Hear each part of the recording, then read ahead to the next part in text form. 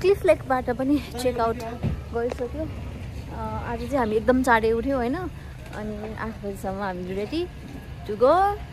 अनि we just checked out. अब हामी जान्छौँ पामे हुन्छ उनीहरू रेडी। सो यहाँबाट माथि जान्छ पामे, यो भनेको सेडी भिलेज, अनि तलतिर चाहिँ लेक साइड जान्छ तलतिर।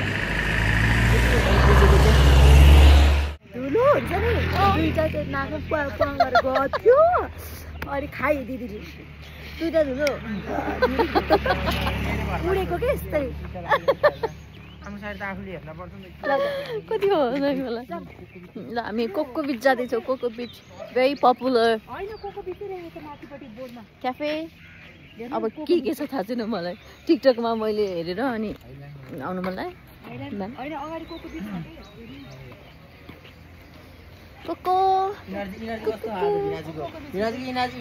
एनर्जेटिक हुनुहुन्छ आज एनर्जेटिक सुत्नु भयो नि त राम्रोसँग। A good morning.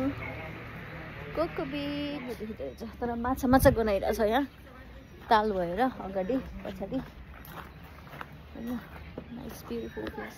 बिराली पनि रहेछन् यहाँनिर, सुती छिन्, म डिस्टर्ब गर्दिनँ। हाम्रो ब्रेकफास्ट आयो।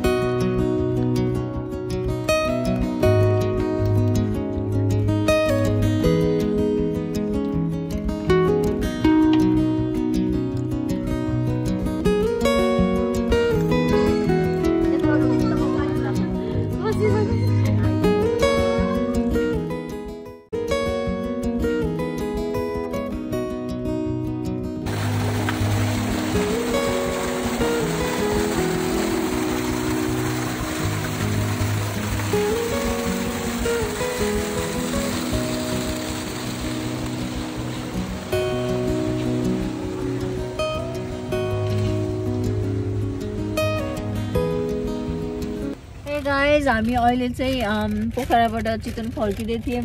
बाटो हाइवेमा छ। हाइवे कुन छ? लाखु चोक भन्ने ठाउँमा छौँ, तपाईँहरूलाई थाहा छ भने। अनि हामी जाममा फस्यौँ अहिले चाहिँ।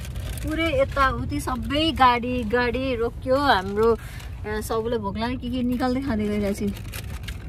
यिनीहरू सबले जोइनर भ्याइसक्यो। मैले झन् चियर्स गरेर हामीलाई भन्नु सोचेको थिएँ।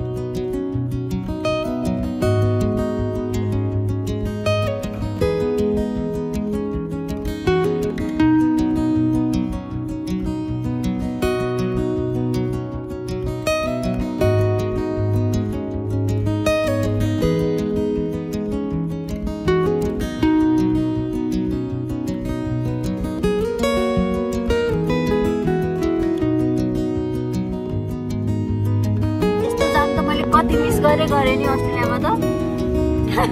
खुल्यो 12 बजे।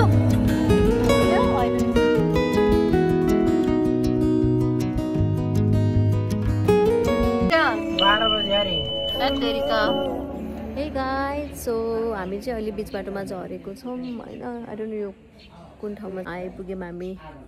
डिस्टेन्स चाहिँ धेरै ट्राभल भइसकेको छैन, तर टाइम एकदम धेरै वेस्ट भयो किनकि हामी जाममा पऱ्यौँ।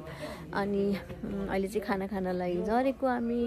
तर मलाई चाहिँ खासै भोक छैन किनकि बिहान हेभी ब्रेकफास्ट गरेर निस्केको। अनि मेरो त्यस्तो धेरै कच्चा खाने बानी चाहिँ छैन, तर नेपाल आइसम्म एकदमै धेरै खाने भएको छु। अनि अरू सबैजनाले चाहिँ खाना खानु लाग्दै हुनुहुन्छ। म चाहिँ यत्तिकै वेट गर्दै ढाडलाई तन्काउँदै, किनकि 2-3 घन्टा काममा बसिसक्यो नि त। अनि कस्तो ढाड दुखी जस्तो भइसक्यो। सो स्ट्रेचिङ गर्दैछु म चाहिँ यताउता हिँडेर होइन।